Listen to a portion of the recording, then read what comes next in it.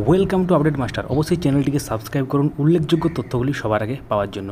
তো আপনারা হয়তো অবগত আছেন যে আজকে টেট উত্তীর্ণদের সাথে মাননীয় শিক্ষামন্ত্রী ব্রাত্য বসুর একটা মিটিং ছিল কিংবা বৈঠক ছিল। তো সেই বৈঠক থেকে কি উঠে এলো এবং বৈঠকের যে উল্লেখযোগ্য ব্যাপার সেটি আপনারা সরাসরি দেখতে পাবেন এই ভিডিওর মাধ্যমে। তো চাকরি প্রার্থীরা কী বলছেন ওই বৈঠকের শেষে এবং তার সাথে শিক্ষামন্ত্রী কী বলছেন, ওই দুটো ব্যাপারই কিন্তু আপনারা জানতে পারবেন। তো উল্লেখযোগ্য ব্যাপারটি জানার জন্য শেষ পর্যন্ত দেখতে থাকুন। আমি অচিন্ত ভাড়া। আজকে মাননীয় শিক্ষামন্ত্রী 2014 প্রাথমিক টেট পাস ট্রেন ক্যান্ডিডেটের সাথে উনি বৈঠক ছাড়লেন। আমাদের আলোচনা যথেষ্ট ইতিবাচক হয়েছে, যত সদর্থক আলোচনা হয়েছে। আমরা আশাবাদী এখান থেকে আমাদের নিয়োগ প্রক্রিয়া আবার শুরু হবে এবং আমরা আশাবাদী আমাদের সবার নিয়োগ সম্পন্ন হবে এবং আমরা মুখ্যমন্ত্রীর পুরো ভরসা রাখছি, আস্থা রাখছি এবং আমাদের শিক্ষামন্ত্রীর কথা অনুসারে বা আমরা যেটুকু আলোচনা হয়েছে সেখান থেকে আমরা আশাবাদী যে আমাদের এখান থেকে ভালো কিছু বেরিয়ে আসবে।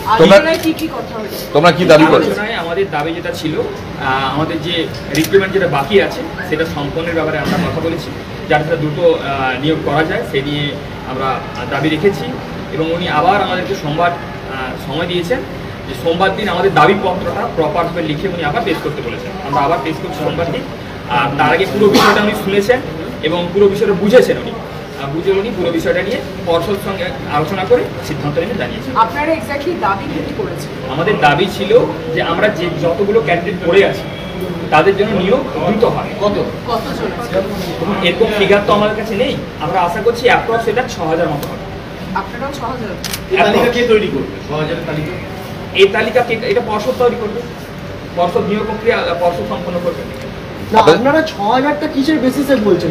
দেখুন, প্রথমত এরকম কোনো ডেটা আমাদের কাছে নেই যে কত এক্সাক্ট ক্যান্ডিডেট আছি আমরা, কিন্তু আমরা কোর্টে একটা ডেটা দিয়েছিল পর্ষদ, যেটা আমরা অ্যাপ্রক্স একটা অনুমান করতে পারছি যে প্রায় অ্যাপ্রক্স 6000 আমরা পড়ে আছি।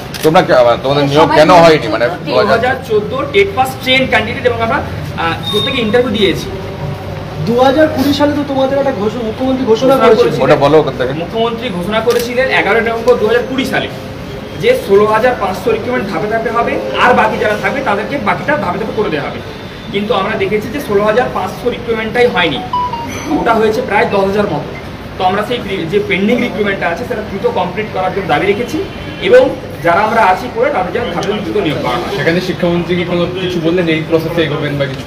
না, উনি সেরকম কিছু বলেনি। উনি পুরো বিষয়টা মন দিয়ে শুনেছেন এবং উনি বলেছেন এই নিয়ে উনি আলোচনা করে পুরো বিষয়টা নিয়ে উনি প্রসেস স্টার্ট করবেন। এই যে অ্যাপ্রক্স 6000 বলছেন, এটা কি খেপে খেপে আপনাদের চাকরি হবে না সব একসাথে চাকরি হবে? এই ধরনের কথা উনি বলেননি, তবে উনি প্রসেস শুরু করবেন।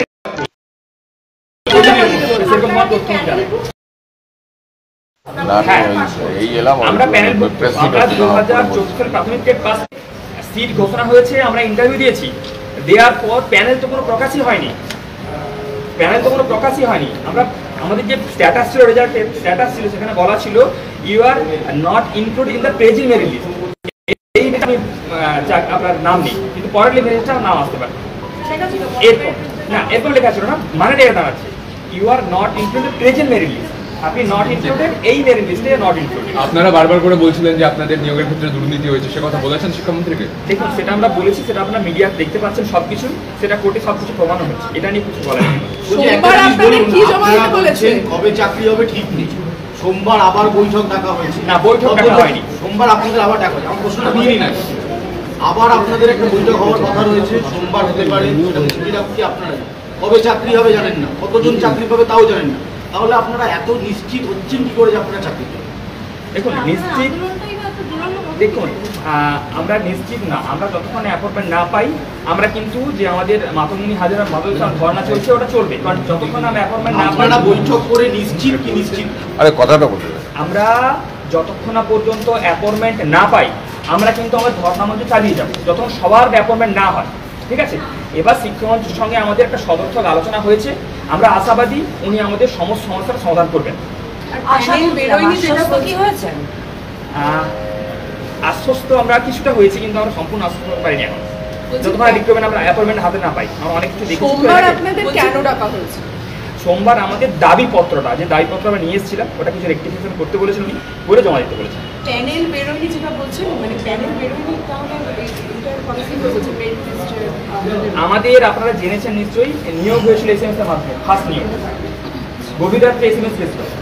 এইবারে আপনি জাস্ট আমার রোল নাম্বার ইনপুট করলে আমার স্ট্যাটাস দেখতে পাচ্ছিলাম, এর বাইরে কোনো কিছু আমরা জানতে পারিনি।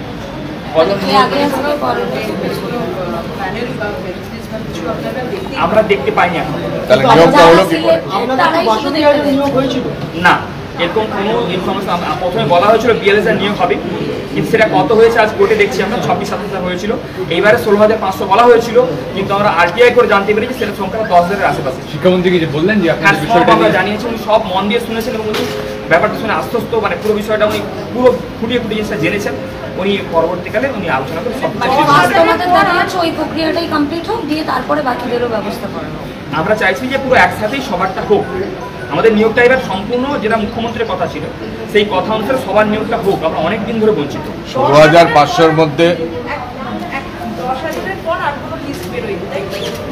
ব্যাপারটা বলি, প্রথমে 16,500 নিয়োগ স্টার্ট হয়েছিল, এটা ভোটের আগে মুখ্যমন্ত্রী ঘোষণা করেছিল। ভোটের আগে 6,000-এর কাছাকাছি নিয়োগ হয়ে যায়, তারপরে নিয়োগটা থেমে যায়। ভোট সম্পন্ন হয়, নতুন সরকার গঠন হয়, আবার ঘোষণা হয় ওই নিয়োগটাতে নিয়ে, সেখান থেকেও কিছু নিয়োগ হয়। এই টোটাল নিয়োগটা থেকে দেখা গেছে কি, টোটাল নিয়োগটা থেকে 16,500-র মধ্যে অ্যাপ্রক্স বলছি আমি, এটা দুটো পার্টি হয়েছে, কেস পিটিশনার ছিল এবং আলাদাও হয়েছে, সব যদি মিলাই আমি 11 থেকে 11,500 হয়েছে টোটাল 700 মিলিয়ে। আর যদি আমরা এই 700 বাদ দিই তাহলে 10,000-এর ভিতরে নিয়োগটা হয়েছে। মানে এখনো আমরা দেখতে পাবো যে প্রায় 4-5,000 সিট এখনো পড়ে রয়েছে, সেটারই নিয়োগ হয়নি। এই 10,000 নিয়োগটা ঠিকভাবে হয়েছে আর না SMS এর মাধ্যমে? এটা SMS এর মাধ্যমে হয়নি, এটা আমরা যখন আমরা রোল নাম্বার দিয়েছি স্ট্যাটাসটা দেখতে পেয়েছি, কি স্ট্যাটাস এসেছে, এর বাইরে জানতে পারি শুধু সেই জানতে পারি। হ্যাঁ, সেই জানতে পারছি, এর বাইরে জানা যায়। আর এই 2014 যারা প্রাথমিক ট্রেন্ড তোমরা যারা, তাদের মধ্যে যে এই যে 16,500 জনকে নিয়োগ করা, এটা কোন বেসিসে নিয়োগ হলো? এটা মুখ্যমন্ত্রী বললেন বলে প্রথমে এনসিটির গ্যাজেট অনুযায়ী যদি টেট পাস ট্রেন ক্যান্ডিডেট থাকে তাহলে কিন্তু যখন ইচ্ছে সরকার তার প্রয়োজন নিয়োগ করতে পারে, ঠিক আছে, এটা গ্যাজেটেই আছে। তো সেই গ্যাজেট অনুযায়ী যখন যেহেতু আর কেউ তখন টেট পাস ছিল না আর স্কুলে ভ্যাকেন্সি প্রচুর খালি ছিল, তাই ভোটের আগে উনি 16,500 মানে টোটাল 20,000 ক্যান্ডিডেট আছে, সবকে নিয়ে আমি বলেছেন বলবেন, আমি ভিডিওটা আপনাদেরকে দিয়ে দেবো, নিয়ে নেবেন। 20,000 রিক্রুটমেন্ট হবে বলেছিলেন, তার মধ্যে 16,500 তৎক্ষণাৎ হবে আর বাকিটা উনি ধাপে ধাপে করে নেবেন। সেই 16,500-র মধ্যে বলছে 10,000 হয়েছে, মানে সবাইকে নিয়োগ 10 থেকে ম্যাক্সিমাম 12,000 হয়েছে, ওটা বললাম সব মিলিয়ে। 10,000 নিয়োগের কি আপনারা আশঙ্কা করছেন যে এখানে নিয়োগে দুর্নীতি হয়েছে? আপনারা বলছেন SMS এর স্ট্যাটাস দেখায়। দেখুন, সেটা তো আস্তে আস্তে করে প্রমাণ হচ্ছে, সেটা আমরা মুখে বলতে পারছি না। মানে ঠিক সেটা আমরা প্রমাণ হচ্ছে এক এক করে দেখতে পাচ্ছি না। আজকের বৈঠক নিয়ে আপনারা খুশি? আমরা আশ্বস্ত হয়েছি, পুরো বিষয়টা জানাতে পেরেছি আমরা, উনি মন দিয়ে শুনেছেন। এবার উনি যতক্ষণ আমরা অ্যাপয়েন্টমেন্ট না পাই তখন আমরা আশ্বস্ত হতে পারছি না। আন্দোলন কি কতদিন চলবে? না, উনি সেই ধরনের কোনো আশ্বাস দেয়নি। উনি আপনার ব্যাপারে আশাবাদী, ওনার কথাবার্তা শুনে যেটা বুঝতে পেরেছি যে উনি পুরো বিষয়টা মুখ্যমন্ত্রীর সঙ্গে আলোচনা করে আশা করছি আমাদের ব্যাপারটা 2014-2017 আজকে হ্যাঁ, ওরা আমার সঙ্গে দেখা করতে চেয়ে চিঠি দিয়েছিলেন 2014 এবং 2017। ওদের সঙ্গে আলোচনা হয়েছে, আমি ওদের বলেছি যে আইনি পথে যতটা সমস্যার সমাধান করা যায় মাননীয় মুখ্যমন্ত্রীর নির্দেশে আমরা তার আইনি এবং স্বচ্ছ পথে আমরা তা করব। মহামান্য আদালতে যদি কোনো অবজারভেশন থাকে সেটাও আমরা আমাদের আলোচনার বা নিয়োগের আওতার মধ্যে নিয়ে আসব। এবং আমার ধারণা আলোচনা সদর্থক হয়েছে, ইতিবাচক হয়েছে, ফলপ্রসূ হয়েছে। এখন আগামী দিনে আমরা সমস্তদের দাবি শুনেছি, আমাদের বিভাগীয় প্রধান সচিব থেকে শুরু করে ল অফিসার এরা সবাই ছিলেন, প্রাইমারি বোর্ড সেক্রেটারি ছিলেন। আমি বলেছি ওদের দাবি খতিয়ে দেখে যত তাড়াতাড়ি ওদের সমস্যার সমাধান করা যায় সেই ব্যাপারে পদক্ষেপ নেওয়ার জন্য। এই যে সবার চাকরি হবে এরকম কোনো কথা এরকম কোনো কথা দাবি জানাচ্ছে, এটার না না না, আমি আবার বলছি এটার যেটা আইনি পথে যদি সবার চাকরি হয়তো হবে, আর আইনি পথে যদি দেখা যায় যে সবার চাকরি হচ্ছে না তো হচ্ছে না, আইনের বাইরে আমরা কিছুতেই যাব না। এবং সেক্ষেত্রে মহামান্য আদালতের যে রায় দাঁড়াতে পারবো। কিন্তু দেখুন, দিনক্ষণ বলা মানেই এক ধরনের আমাদের ওপর চাপ তৈরি হবে। কিন্তু আমরা আপনারা দেখতেই পাচ্ছেন যে আমরা আলোচনায় সাড়া দিচ্ছি, ইতিবাচক আলোচনা হচ্ছে, ফলে সেই অনুযায়ী যত তাড়াতাড়ি হয় আমি এটুকুই বলতে পারি।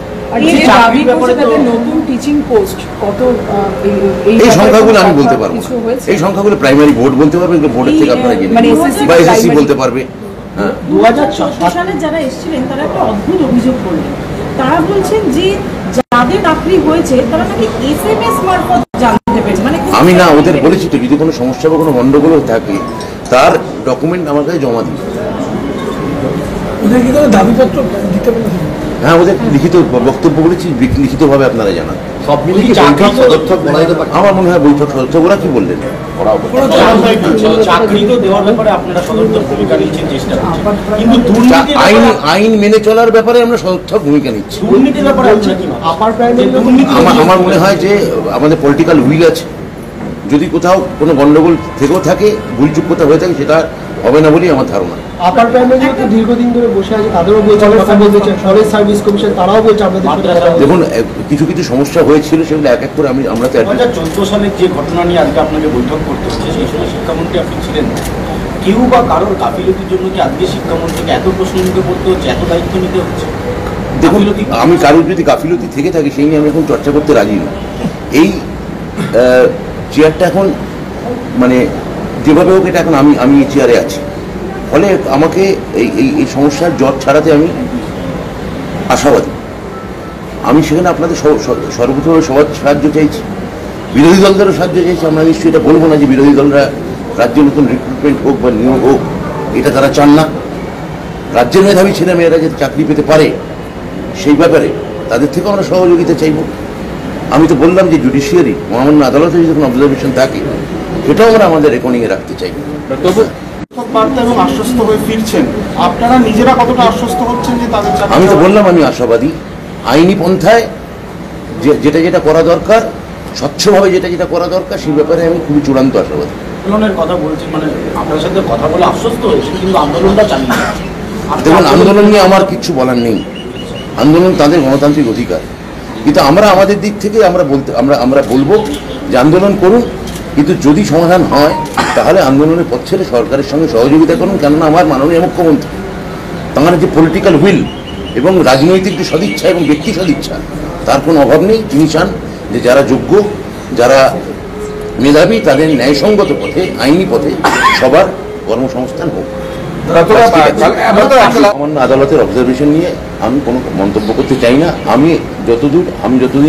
আমরা যতদিন এই দায়িত্বে আছি, আমরা চেষ্টা করব সম্পূর্ণভাবে আইনি পন্থায় দুর্নীতিহীন একটি স্বচ্ছ প্রশাসন উপহার দেওয়ার, যা মাননীয় মুখ্যমন্ত্রীর স্বপ্ন এবং অভিনয়।